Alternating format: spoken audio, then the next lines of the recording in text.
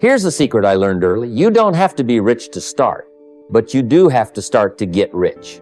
Success doesn't require perfect conditions. It requires a decision. And it doesn't take a revolution to change your life. It takes a moment of clarity followed by immediate action. The truth is, the same wind blows on us all. Opportunity, disaster, change, and chance. The difference is not the wind. The difference is the set of your sail. Some people let the winds push them into regret. Others adjust their sails and ride straight into prosperity. Most people spend too much time thinking small and moving slow. But wealth doesn't respond to hesitation. It responds to boldness, to speed, to action backed by thought and discipline. So today, I'm going to teach you not just to think, but to think bigger. Not just to act, but to move faster. Because if you learn how to think big and move quick, you can turn nothing into something and something into a fortune. Let's begin. When I was just starting out, I used to tell myself I'd save what's left over. But the problem was, there was never anything left over. The bills, the rent, the food, the weekend fun, they all took priority. And the habit of saving was always delayed for another time, another paycheck. One day, a mentor pulled me aside and gave me the simplest wealth strategy I'd ever heard. He said, don't wait to save what's left. Save first and live on what's left. That moment shifted my thinking permanently. Saving is not something you do after you've taken care of everything else. It's something you do before you do anything else. It doesn't matter whether you make a little or a lot. If you can't save when you're earning a modest income, you won't suddenly become a saver when you make more. That's because saving isn't about money. It's about mindset. Saving is about discipline, about deciding that your future deserves a portion of your present. I started with small amounts. In the beginning, it was just a few dollars tucked away from each check, but I did it religiously. And here's the key. I treated it like a bill I couldn't skip. Just like the electric company wouldn't let me get away with not paying them, I wouldn't let myself get away with not paying my wealth fund. Some people say, well, I can't afford to save right now. But that's usually because they're trapped in the habit of consumption. Every new dollar they earn goes right into a new expense. They get a raise and they upgrade their car, they get a bonus and they book a vacation. They never pause to think about building reserves. But let me tell you something I learned the hard way. If you spend all you earn, you're always at the mercy of life's surprises. One unexpected emergency, one downturn in the economy, and you're back at square one. Saving builds a cushion between you and desperation, and once you have a cushion, you stop making decisions out of fear. You start making decisions out of strategy. Now, when you start saving consistently, something magical happens. You begin to see money differently. You don't just think about how to spend it, you think about how to grow it. Your wealth fund becomes more than a bank account. It becomes proof that you can delay gratification, proof that you are capable of discipline, proof that you're serious about your future. And over time, this habit transforms you from someone who just makes money into someone who keeps money. And keeping it is the first step to multiplying it. So make saving non-negotiable. It's not about the size of your paycheck. It's about the size of your commitment to your own financial freedom. One of the biggest shifts in my life came when I stopped thinking of money as something to spend and started thinking of it as something to deploy. Most people earn $1 and immediately start asking, what can I buy? But wealthy people ask a very different question. How can I make this dollar work for me? That's the mindset shift that separates consumers from investors. And if you want to grow rich from nothing, you've got to become an investor, not just a spender. I like to think of each dollar as an employee. When you spend it, it's gone. It's unemployed forever. But when you invest it wisely, it stays in the workforce. It keeps working sometimes, even while you're sleeping. That's how wealth is built. By creating an army of dollars that are out there hustling on your behalf, bringing back more than you sent out. And here's the key, you don't need millions to start doing this. You can begin with small amounts, just like I did. When I first started learning about investments, I didn't know much. I had to read, ask questions, attend seminars, and get around people who understood how money grows. I bought books on the stock market. I asked real estate investors to teach me the basics. I studied businesses to understand how profits are created. I learned about dividends, compound interest, rental income, and capital appreciation. Why? Because I realized that if I didn't get my money working for me, I'd be working for money the rest of my life. Some people are afraid to invest because they don't want to make mistakes. But let me tell you, not investing is the bigger mistake. Keeping your money in a jar, under a mattress, or even just letting it sit idle in a low-interest savings account that's like hiring an employee and paying them to do nothing. Inflation eats away at it, opportunities pass you by, and you stay stuck in the cycle of working hard but not getting ahead. So the goal is to get educated and then get started. Start small if you need to. Buy a share of stock, invest in a piece of real estate, put some money into a side business, or create a product that generates income while you sleep. The point isn't to become reckless with your money, it's to become strategic. Study before you invest, but don't study so long that you never begin. The key is motion with caution, not paralysis by analysis. Wealthy people understand the power of time, and the earlier you start planting investment seeds, the more those seeds can grow. $1 invested wisely today could become $5 or $10 tomorrow. And those new dollars will go out and work for you too. That's the magic of compounding money, earning more money over and over again. So remember, your job isn't just to make money, it's to make your money work.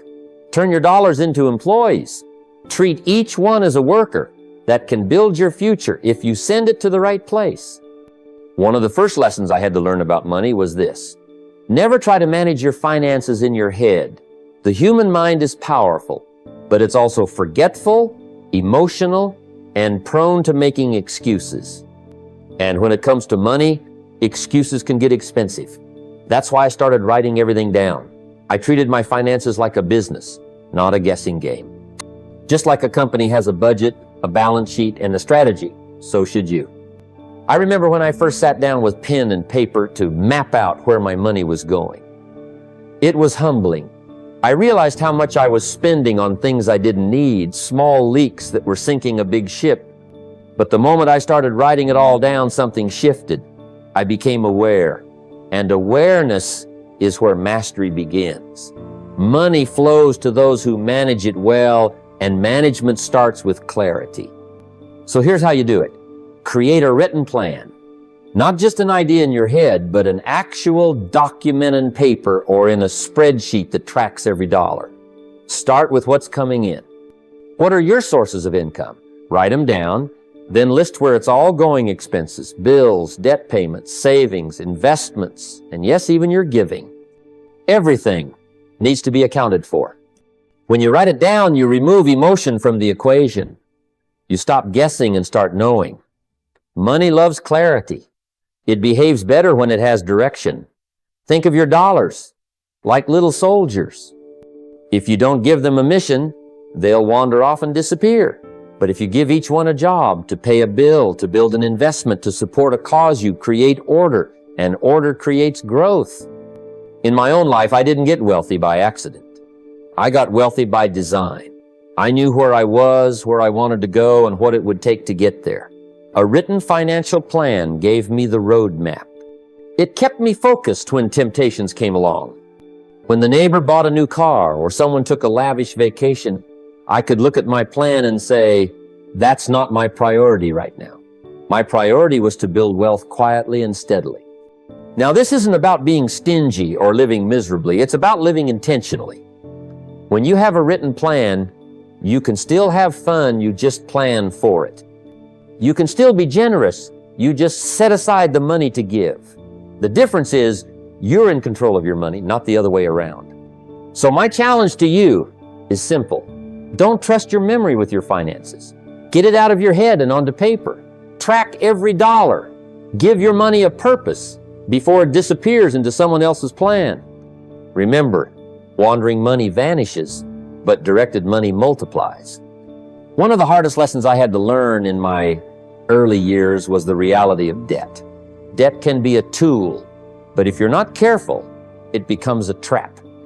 Most people fall into the trap because they confuse wants with needs. They borrow to buy things that fade, break, or go out of style, and before they know it, they're trapped in a cycle of payments. I've been there. I remember standing at the counter of a department store once, thinking I needed something shiny to feel successful. But that purchase didn't bring me success, it brought me a bill. Consumer debt is like a hole in the bottom of your financial bucket. You can pour in income from your job, your side hustle, even your investments, but if there's a leak, you'll never get ahead. The problem isn't just the payments, it's the mindset. Borrowing for consumption creates a habit of immediate gratification, and that habit is the enemy of wealth. Wealthy people don't borrow to impress the neighbors, they borrow to progress their future. So how do you use debt wisely? Simple. Use debt only when it helps you build assets, things that produce income, increase in value, or expand your earning potential. That could be investing in real estate that generates rental income. It could be borrowing to buy equipment for a business that earns profits. Or it might be taking a calculated risk on an investment that produces cash flow. In each case, the debt is tied to something that pays you back, not something that drains your account. I remember when I took my first business loan. I was nervous. Debt had burned me before. But this time it was different. I wasn't borrowing to buy a car or to take a vacation. I was borrowing to expand my business operations. That investment multiplied because it generated profits, not payments without return. I paid off the debt quickly, and the profits kept coming. That's the difference between debt as a tool and debt as a trap. It's also important to understand that not all debt feels like debt. Sometimes we justify credit cards or small loans by telling ourselves, it's just a few $100s, I'll pay it off later. But debt, no matter how small, creates a mental burden. It weighs on your creativity and reduces your ability to take smart risks. Wealthy thinking is about creating margin, not stress. So here's the rule I live by. Avoid consumer debt at all costs. Don't borrow for clothes, gadgets, or vacations. Don't borrow to keep up appearances. If you're going to borrow, make sure the borrowed money is tied to an investment that will put money back in your pocket. Debt should have a return on investment, not just a receipt. If you follow this principle, you'll find yourself in a position of control. You'll build assets instead of liabilities, and you'll sleep better at night knowing your money's working for you, not being drained by interest payments. One of the most important lessons I ever learned about wealth was this. Depending on a single source of income is like balancing your financial life on a tightrope. All it takes is one slight of layoff, a downturn, an illness, and you fall. That's not a strategy, that's a gamble. And wealthy people don't gamble with their livelihoods, they build security through multiple streams of income. That's how you move from survival to prosperity. When I first started out, I only had one stream, my job. And let me tell you, it didn't pay much. I was getting by, but barely. If my employer had decided to close shop, I would have been finished.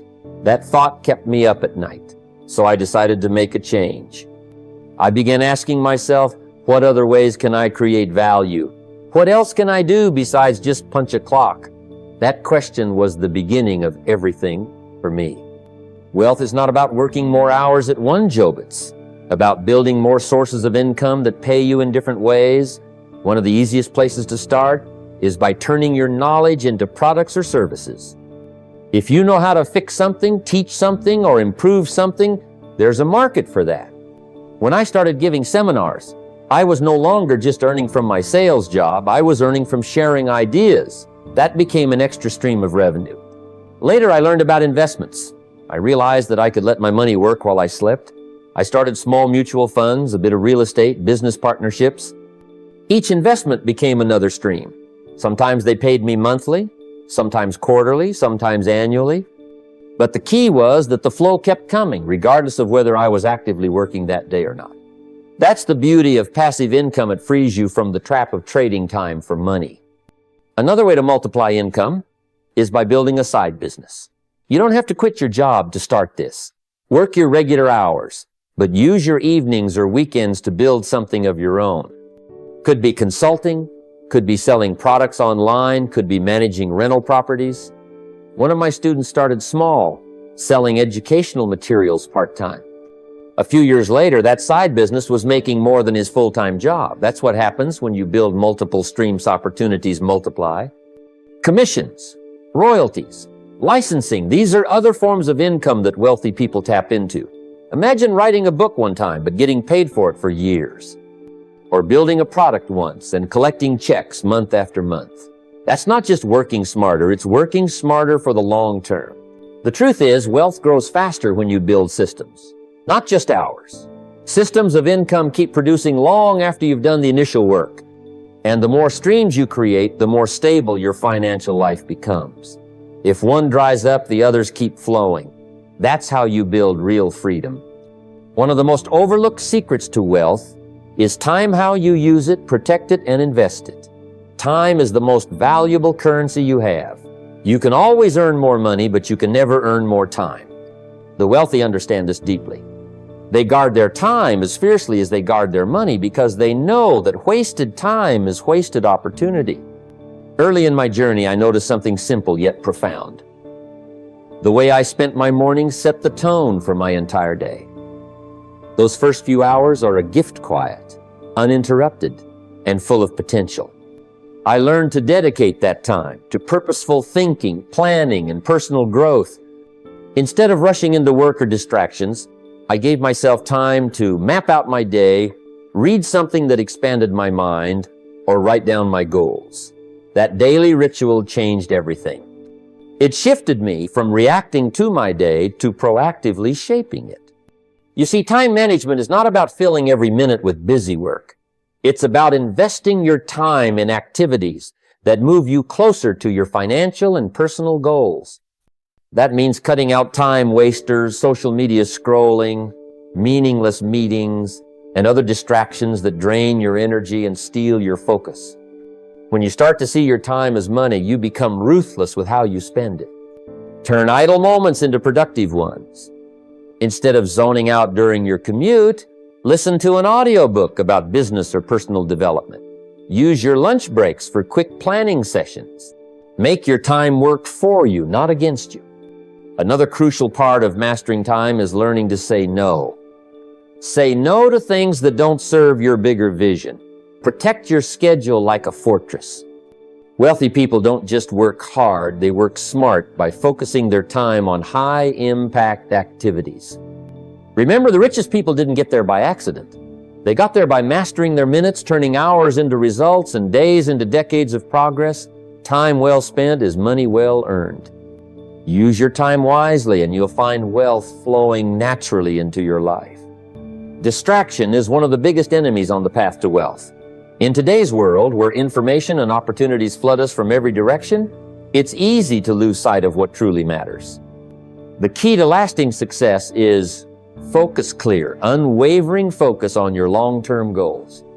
Without that, you risk chasing every shiny object that catches your attention, only to end up spinning your wheels and moving nowhere. Early in my life, I learned this lesson the hard way. I would get excited about new ideas or opportunities, only to abandon them when something newer or flashier came along. The result? A collection of half-finished projects and no real progress toward financial freedom. It was frustrating, and I realized I needed a better way. That's when I began to write down my financial goals. Not just vague wishes, but specific, measurable goals. How much I wanted to earn, save, invest, and grow my assets. I placed these goals where I could see them every day on my mirror, in my journal, on my desk. This constant reminder became my compass, guiding my decisions and actions. Wealth is not built overnight, and it certainly isn't built by jumping from one trend to the next. It is built by persistence, by showing up day after day, doing the work, and staying committed to your vision even when progress seems slow. The market will throw distractions at you, new investment fads, get-rich-quick schemes, tempting shortcuts. But the wealthy know better. They understand that lasting wealth grows from steady, focused effort aimed at a clearly defined target. When you keep your eyes on the long-term prize, You begin to see opportunities through the lens of your goals. You become selective about where you invest your time, energy, and money. You learn to say no to distractions and yes to the activities that truly move the needle. Remember, discipline isn't just about hard work, it's about smart work, and that requires focus. The person who stays focused on their long-term financial goals will outpace the person chasing every new shiny object. So, write your goals down, review them daily, let them be the anchor that keeps you steady in a world full of distractions. Your focus is your power guard it fiercely, and watch how your persistence turns your dreams into reality. Wealth isn't created in isolation. It flows through people, through relationships, connections, and the networks we build. One of the most powerful lessons I learned early on is this: your financial success is largely determined by the company you keep. If you want to grow rich, you need to surround yourself with people who play at higher levels than you do. These are the mentors, investors, partners, and coaches who have walked the path before you, who have reached milestones you aspire to, and who think bigger than you might right now. I remember when I first started, I had limited resources and little direction, but I made it a priority to seek out those who were already succeeding. I found mentors who could show me the ropes, not just in business, but in life. Their mindset, habits, and strategies became my blueprint. Being around people who had already achieved financial success inspired me, challenged me, and pushed me to raise my own standards. But relationships are not just about taking. They are about giving and adding value. When you approach networking with a mindset of service, you build trust and loyalty. Offer your skills, your time, your ideas, help others solve problems or achieve their goals. The law of reciprocity is real when you genuinely add value to others. Opportunities, resources, and wealth tend to flow back to you in unexpected ways. Rising in wealth means rising in association. You can't expect to build a mansion if you're living with the mindset of a renter. Your network influences your thoughts, your attitudes, and ultimately your financial destiny. So choose carefully who you spend time with. Align yourself with those who have the wisdom, ambition, and integrity to elevate your game. In every stage of your journey, seek out new relationships that stretch your thinking and expand your horizons. Whether it's a business partner who shares your vision, a coach who holds you accountable, or a group of peers who challenge your limits, invest in those connections. They become the channels through which knowledge, opportunity, and wealth flow. If you want to build lasting financial success, remember, you rise by lifting others, and you rise by rising in association. Build your network thoughtfully, serve generously, and watch your wealth grow alongside your circle. Ideas are a dime a dozen. Everyone has them. The difference between those who dream and those who prosper lies in one word: execution. It's easy to get caught up in thinking, planning, or waiting for the perfect moment, but wealth doesn't come to those who just dream, it comes to those who do. If you want to turn ideas into income, you must learn to act decisively and consistently. I've learned over the years that a good idea left unacted upon is just a missed opportunity. Some of my earliest successes came not from grand visions, but from simple, well-executed steps taken without delay. When you get a spark of inspiration, capture it immediately. Write it down, map it out, and start testing it. Don't wait for conditions to be perfect. That's a trap.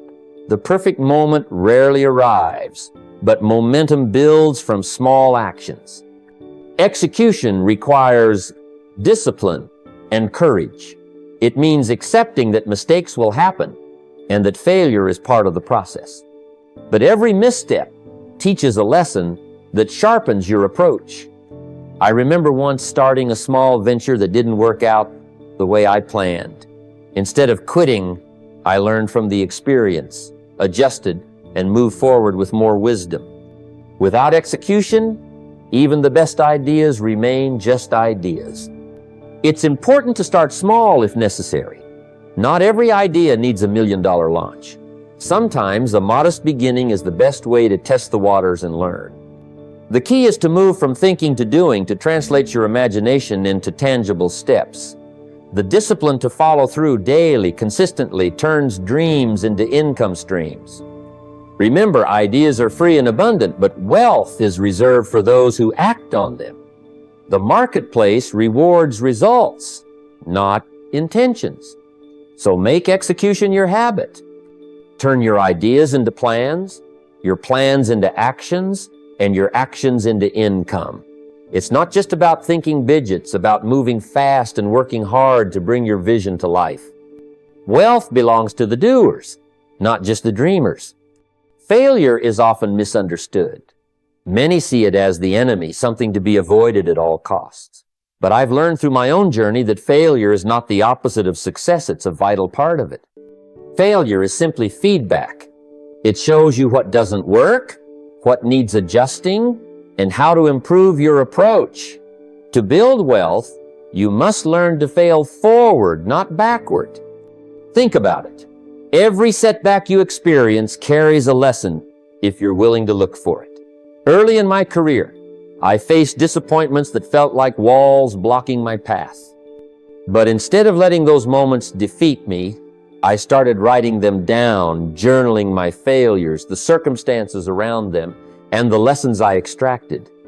That process turned what could have been discouragement into fuel for progress. Failure became my teacher. Resilience is the real secret to wealth. It's not about avoiding failure. It's about bouncing back stronger every time. The wealthy don't have some magical protection from mistakes or hardships. They simply refuse to be defined by their failures. They see failure as a stepping stone, not a stumbling block. When you fail forward, you maintain forward momentum. You analyze what went wrong, make necessary changes, and try again with more wisdom. This mindset turns obstacles into opportunities and setbacks into comebacks. Without this resilience, it's easy to give up when the first storm hits. I urge you to embrace failure as part of your wealth-building journey. Keep a record of your missteps and the lessons they teach. Celebrate your persistence even when things don't go as planned. Remember, success is reserved for those who persist through adversity, not for those who fear it. Failure is not the end, it's the beginning of a new and better attempt. Keep moving forward. When you step into the workforce or start your own venture, it's tempting to do just enough to get by, to meet the minimum expectations and clock out. But if you want to grow rich, you must commit to doing more than you're currently paid for. This principle isn't just about hard work. It's about expanding your capacity and positioning yourself for greater rewards. Early in my life, I discovered that money flows to those who bring extra value, not just those who fill a role. When you deliver more than what's asked, you're investing in your skills, your reputation, and your future opportunities. Think about it like planting seeds in a garden. The extra effort you put in is watering those seeds, nurturing them until they bloom into new possibilities. For example, if you're an employee, taking initiative and solving problems beyond your job description sets you apart. It builds trust and shows leadership. If you're an entrepreneur, going the extra mile might mean learning new skills, serving your customers better, or innovating your products. These extra efforts compound over time and create a trajectory for success that's impossible if you only do the bare minimum. This principle is also a mindset. It says you value growth over comfort and opportunity over routine. By consistently doing more, you increase your capacity not just to work harder, but to think bigger, create more, and eventually earn more. The marketplace rewards those who bring more to the table because they make themselves indispensable. I encourage you to adopt this habit today. Challenge yourself to exceed expectations, even when no one's watching. Do more than you're paid for, not just for the paycheck, but for the skills you develop, the relationships you build, and the doors it opens. Over time, this extra effort won't go unnoticed. It will become the foundation of your wealth and success. Remember, the person who outworks and outserves others will out-earn them as well. Build your capacity by doing more than you're paid for, and wealth will follow naturally. Too many people wait for the perfect moment, the right opportunity, the perfect amount of money, or the ideal conditions to start building their wealth. But here's the truth. Perfect conditions rarely come. What separates those who succeed from those who don't is resourcefulness, the ability to use what you have right now to create more. I learned this lesson early in life. When I was starting out, I didn't have a fortune or special advantages. What I did have was a little time, a few dollars, and some knowledge. Instead of waiting for better conditions, I decided to work with what was in my hands. I invested small amounts of money carefully, used my time to learn and grow, and shared what I knew with others. That resourcefulness created momentum. Resourcefulness means thinking creatively. It's about asking, how can I make this work? Instead of, why can't I? It's turning limitations into advantages. For example, if you have $10, don't just spend it or let it sit idle. Invest part of it. Maybe in a book that teaches you new skills or a small opportunity that can grow. If you have knowledge, don't hoard it, share it, teach it, or use it to create value that others will pay for. When you become resourceful, you develop confidence in your ability to make things happen, no matter the circumstances. You realize that waiting is a luxury you can't afford. Action is the currency of progress. The seed of wealth is planted, not when you have everything, but when you start where you are with what you have. The wealthy are not necessarily the luckiest. They are the most resourceful. They see opportunity in scarcity and make the most out of every moment and every asset. So, begin today by asking yourself, what do I have right now that I can use to move forward? Then take that step. It might be small, but small steps, taken consistently with resourcefulness, create unstoppable momentum. Use what's in your hands right now and watch how it multiplies into something much greater. That's the foundation of true wealth. Gratitude is one of those simple yet profoundly powerful practices that many overlook when chasing wealth. I've learned that no matter how much you accumulate, if you lose sight of gratitude, you risk losing yourself along the way. Staying humble while growing rich is not just good character, it's smart strategy. Gratitude keeps you grounded and connected to what truly matters. When I first started my journey, I wasn't born into wealth or privilege. I had to fight for every step forward. What kept me steady wasn't just ambition or hard work. It was a daily practice of appreciating the little things. Every morning I would write down what I was thankful for. A roof over my head, the chance to learn, the people who believed in me, and the opportunities before me. This ritual reminded me that wealth is not just about numbers in a bank account, it's about the richness of life itself. Practicing gratitude shapes your mindset. It shifts you away from scarcity thinking, where you feel you never have enough, and into abundance thinking, where you recognize how much you already possess. This shift is crucial because the mind attracts what it focuses on. When you focus on what's good and abundant in your life, you attract more of it. Arrogance and entitlement, on the other hand, close doors. They isolate you and make you blind to new opportunities and relationships. Gratitude also fuels your motivation to contribute rather than just accumulate. It reminds you that wealth is not merely for self-indulgence, but for making a positive impact. When you stay humble and grateful, you're more likely to share your time, resources, and ideas with others, creating a cycle of generosity that opens even more doors. In the practical sense, gratitude can protect you from the dangers of lifestyle inflation. As your income grows, the temptation to spend more and more can pull you away from your long-term goals. But if you start each day recognizing your blessings, you build a buffer against that impulse. Gratitude helps you stay content with enough so you can wisely invest the rest. So, every day, take a moment to write down what you're thankful for, big or small. Let it be a constant reminder that wealth isn't just about money, but about a mindset and a heart that appreciates and gives back. Gratitude keeps you humble, focused, and open to the endless opportunities that life offers. That humility will serve you well as you grow richer, not just in money, but in life. When you begin to think about wealth, it's easy to get caught up in the here and now, how much you have today, what you can spend this week, or the next big purchase on your list. But true wealth, the kind that lasts, demands a far broader vision. It calls for thinking beyond your lifetime. The wealthy don't just plan for next month or next year, they think in decades. They build legacies that outlive them, legacies that continue to serve others long after they're gone. Early in my life, I realized that wealth isn't just about accumulating money for yourself.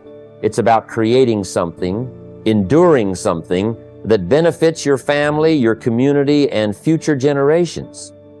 Money can buy comfort, but legacy builds meaning. Whether it's investing in a business that will provide jobs, supporting education that opens doors for young minds, or simply passing on wisdom learned through experience, these are the things that create lasting impact. I once met a man who had spent his life amassing riches, yet when he passed, his family had no clue how to manage what he left behind. His fortune disappeared quickly because there was no legacy plan. Contrast that with another friend who invested not just in assets, but in teaching his children values, work ethic, and vision. His wealth grew not only in dollars, but in purpose. Leaving a legacy means planting seeds today for forests that will grow tomorrow. It's about thinking beyond your personal gain and asking, how can what I build today serve others in the future? When you invest with that mindset, your wealth takes on a higher meaning. It becomes a tool for opportunity, for growth, and for positive change. Your legacy could be financial, yes, but it should also be about the ideas you share, the values you live by, and the impact you create. Think of your wealth as a bridge not just to your own comfort, but to a better life for those who follow. When you adopt this long-term vision, every dollar you save, every investment you make, and every skill you develop gains new purpose. So, don't just chase short-term gains. Build something that lasts beyond your lifetime. Invest in causes, businesses, and relationships that matter. Leave behind not just money, but wisdom, opportunity, and an example worth following. That is the true measure of wealth. When it comes to building wealth, many people get caught in a trap. They either rush recklessly, expecting instant results, or they wait so long that opportunity passes them by. The truth is, wealth demands both urgency and patience, working together like two sides of the same coin. You have to act fast on good ideas, but then give your efforts the time to grow and mature. This balance between moving quickly and building slowly is what separates those who merely dream from those who become financially successful. Early in my own journey, I learned the hard way that procrastination is the enemy of progress. Opportunities don't wait. If you see a chance to improve your situation, whether it's learning a new skill, investing in a business, or starting a side hustle, you must move quickly. Hesitation is costly. Action generates momentum, and momentum creates opportunities that simply don't exist when you stand still. Yet, fast action isn't enough. Wealth is rarely built overnight. It's a process of slow compounding, much like planting a seed. You don't expect a mighty oak the day after planting. You water it, nurture it, and protect it through seasons. Financial growth works the same way. Your savings grow with interest, your investments mature, and your skills deepen over time. Think of it this way. Your urgency is the engine that starts the car, but patience is the fuel that keeps it running the long distance. If you rush without patience, you risk burnout or poor decisions. If you're patient without urgency, you risk missing out entirely. I've met many who wanted quick riches but weren't willing to put in the time or stay the course. They gave up too soon. On the other hand, those who combine decisive action with steadfast patience almost always succeed. So, when a good opportunity comes, seize it immediately. Take the first step, even if it's small, but then settle into the long game. Keep learning, keep saving, keep investing, and keep improving yourself. Give your wealth time to grow quietly and powerfully beneath the surface. The strategy is simple but profound. Act fast, build slow. This dual approach is the secret engine of lasting financial success. It's the mindset that turns ideas into income and income into wealth. Remember, wealth is not a sprint or a leisurely stroll. It's a disciplined marathon fueled by both urgency and patience. Stay committed to both, and you'll find yourself steadily moving toward the financial freedom you desire. As we draw this journey to a close, remember this: wealth is not merely about how much money you make, but about the mindset you cultivate and the habits you build every single day. The strategies we've discussed, saving consistently, investing wisely, managing debt, building multiple income streams, mastering time, and embracing both urgency and patience, are not just abstract ideas. They are practical, proven steps that anyone can take, no matter where they start. Your financial future is shaped by the choices you make right now, this very moment. Success is not reserved for the lucky or the privileged. It belongs to those who commit to growing themselves, who take responsibility for their money, and who persist through challenges. So, I challenge you today. Decide to think bigger and move faster. Write down your goals, make a plan, and take one deliberate step toward building your wealth. Start saving that first dollar, invest in your knowledge, and surround yourself with people who elevate your vision. Embrace both action and patience, act decisively, and then nurture your progress with discipline. Your future self will thank you. Begin today and let the journey from where you are now to where you want to be unfold with purpose and determination. Wealth awaits those who choose to pursue it with intention.